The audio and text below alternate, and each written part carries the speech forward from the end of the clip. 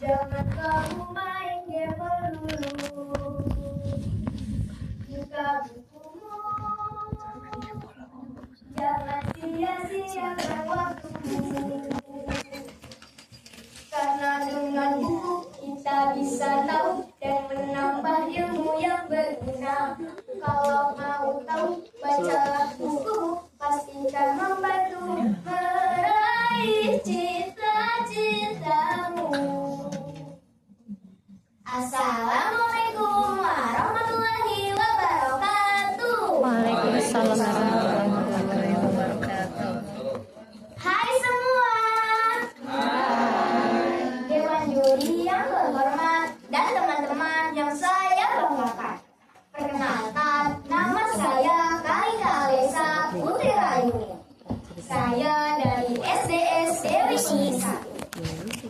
Kali ini saya akan menceritakan satu kisah yang sangat menarik, yaitu cerita kisah Tuan Tanahku.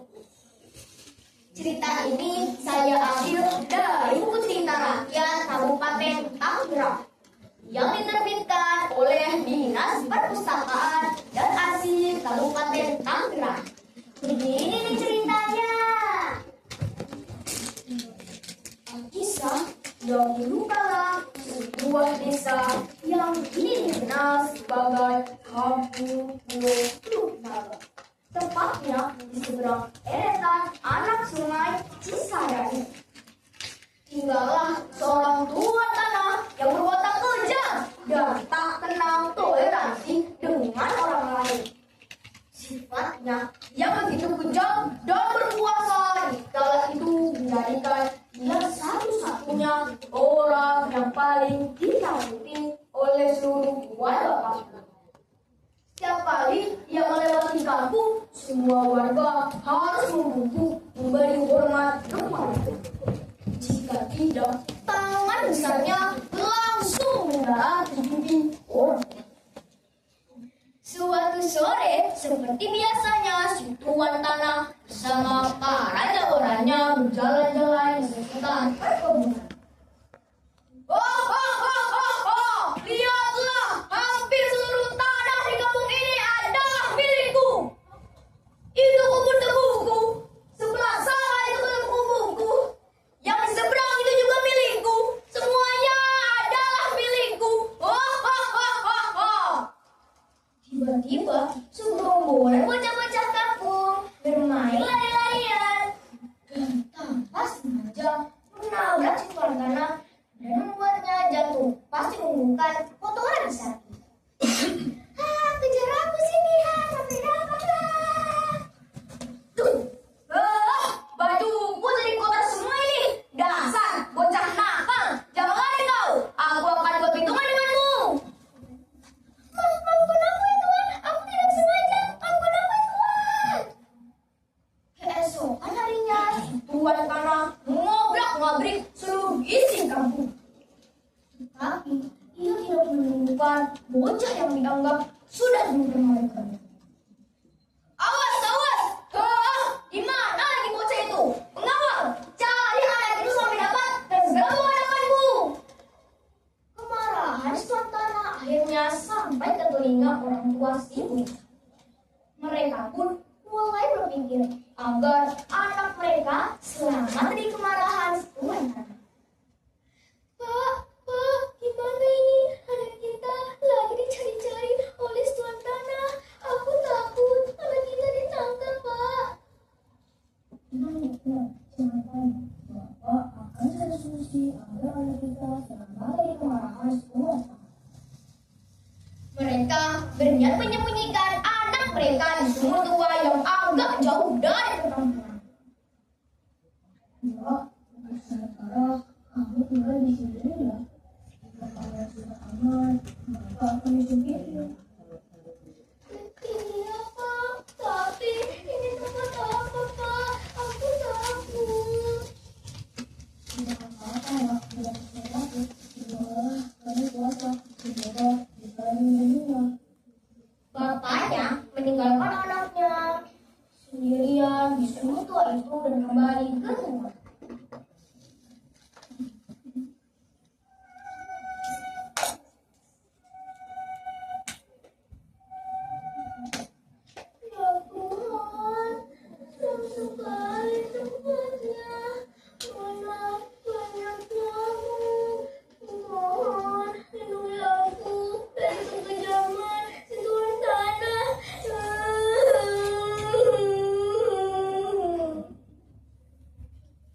Dewan juri, teman-teman, kasihannya bocah itu.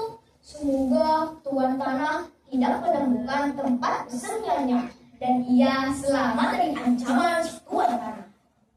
Malam semakin larut, suasana semakin hening. Sesekali terdengar suara hewan-hewan malam. Tiba-tiba muncullah seorang bidadari cantik yang ingin menolong bocah.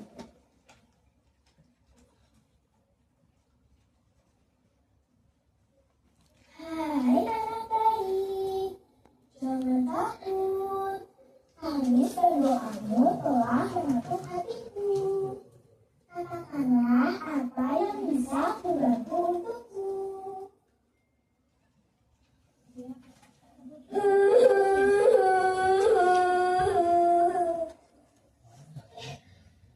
Siapa kamu? Cantik sekali. Atau kamu bidadari? Benarkah kau bisa mengabulkan keinginanku? Iya anak baik, katakanlah. Aku ingin si Tuan Tanah yang sombong itu merasakan apa yang kami rasakan agar dia tidak semena-mena pada semua orang. Seketika itu juga langit berubah menjadi semakin gelap. Di tempatnya berdiri, tubuh Tuan Tanah yang sombong itu perlahan-lahan mengecil dan membengkak. Astaga, ada apa ini? Ada apa ini dengan tubuhku? Ada apa ini dengan tubuhku?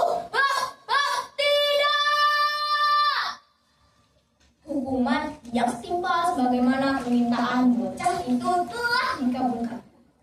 Sejak saat itu, orang-orang di kampung pulau menyebut si Tuan Tanah Bungku agar tidak disebut sebagai orang yang sombong. Maka setiap kali kita bertemu orang yang lebih tua, anak-anak selalu memberi penghormatan dengan setengah mengunjung. Punten, permisi.